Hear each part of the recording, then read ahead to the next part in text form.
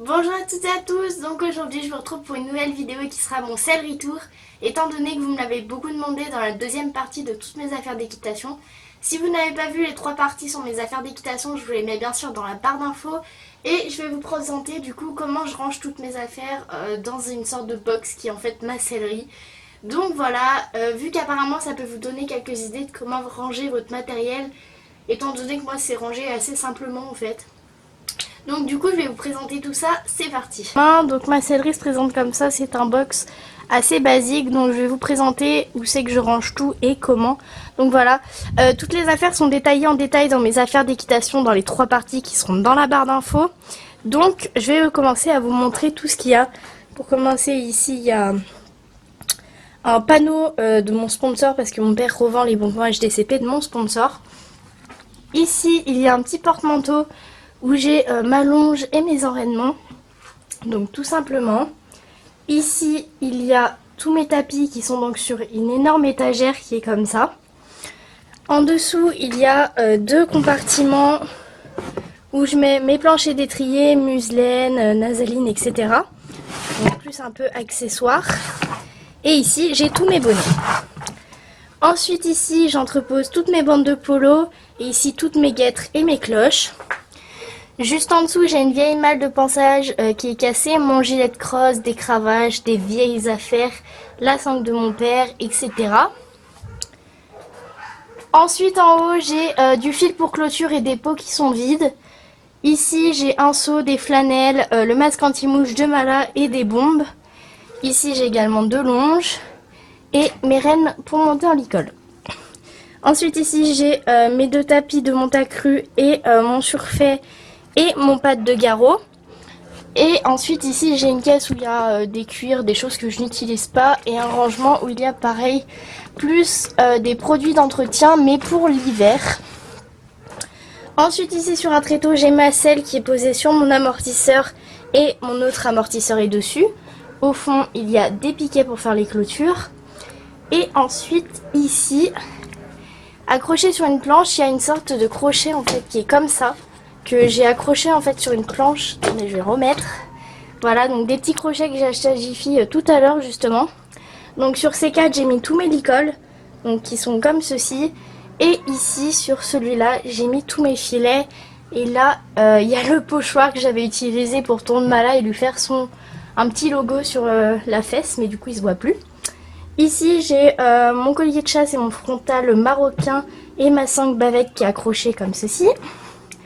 Et en dessous, il y a mon sac de pansage et ma malle de soins. Ensuite, dans le coin, il y a mon sac, mon gros sac en fait de transport, enfin quand je vais faire des concours, etc. Là, il y a un sous HDCP qui n'a rien à faire ici. Voilà. Ici, il y a une grosse malle rose, donc vous l'avez déjà vu dans la partie de mes affaires d'équitation. Et en fait, dedans, il y a toutes mes couvertures, donc toutes les couvertures de ma jument et de couvre-reins polaires. Donc voilà, je trouve ça plus pratique de les ranger là-dedans, étant donné que j'ai eu un petit problème. C'est que j'avais laissé mes couvertures en fait ici, qui étaient empilées, pliées et propres.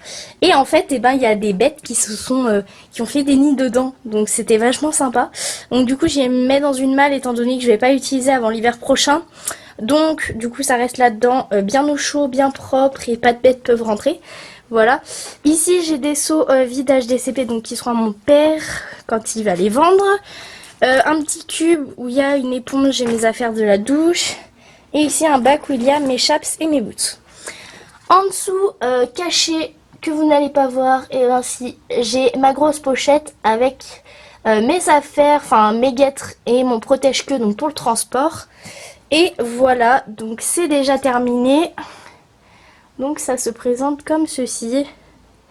Donc je vous ai fait un petit tour assez rapide parce que je voulais pas y passer 4 ans. Mais je vous ai vraiment montré comment j'entreposais tout. Ah oui, aussi je vous ai pas dit, c'est sur des palettes. Simplement, après le problème c'est qu'il y a des souris du coup en dessous. Mais voilà, c'est sur des palettes parce que là vous pouvez voir qu'il y a beaucoup de planches, de trucs, de machin qui sont à mon père. Du coup, je m'en suis servi pour poser des trucs. Et vu que ça, on l'a mis sur une palette, je ne sais pas pourquoi. Voilà, je parle mais je sais pas pourquoi. Donc voilà, donc c'est comme ça. une énorme étagère. Ah oui, ça en haut, vous devez vous demander ce que c'est. C'est en fait, ici il y a mon vent, donc le vent de ma jument.